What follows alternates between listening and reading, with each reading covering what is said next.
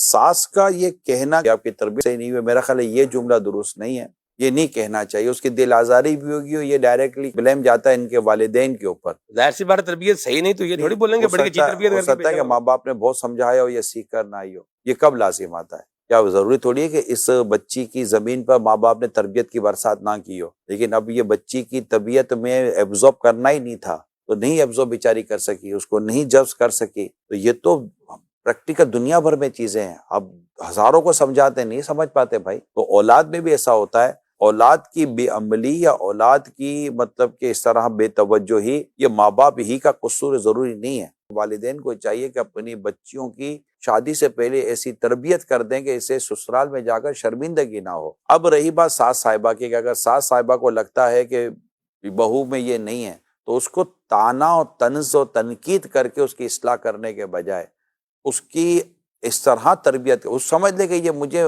ایک آئی ہے تو یہ بیچاری مطلب کہ کوڑی آئی ہے، اتنی اس کی تربیت نہیں ہوئی ہے، یا تربیت ہوئی ہوگی تو اس نے لیا نہیں ہے. تو اس کو پیار اور محبت سے بھی تو سمجھایا جا سکتا ہے.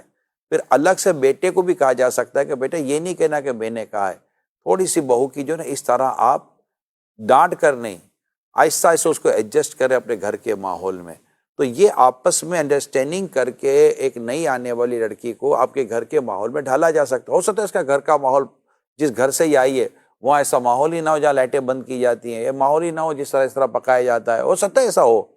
لیکن اب آپ چاہتی ہیں کہ یہ بہو اب میری جو آئی ہے ہمارے گھر کے ان ماحول ان اصولوں کو یہ ایڈاپٹ کر لے جو ہمارے گھر کے اصول ہے، تو اس کو طنز کر کے طعنہ کر کے تو پھر وہ نہیں کرے، وہ چڑ جائے گی، اس کو غصہ آ جائے گا. وہ بھی انسان ہی ہے نا، کوئی مطلب کہ پتھر کی تو ہے ہی نہیں. تو اس کو عموماً ہمارے یہاں کہتے ہیں کہ گلاس سے پانی بھرنے سے پہلے اگر اس میں سوراخ کر دیا جائے تو پھر اس میں پانی کہاں سے جائے گا.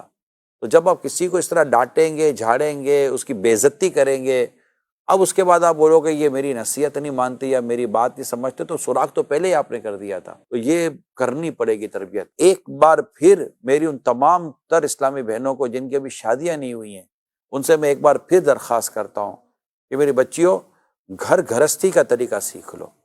اور آپ کی امی کو یہ چاہیے کہ وہ آپ کو یہ سکھائے، اور آپ کے ابو کو بھی چاہیے کہ وہ آپ کو حسب حال آپ کی چیزوں کی تربیت کرے، تاکہ آپ وہ چیزیں کر سکے سسرال میں جا کر جو وہاں کی ڈیمانڈ اور ریکوائرمنٹ ہے. خدا نہ خواستہ بہت زیادہ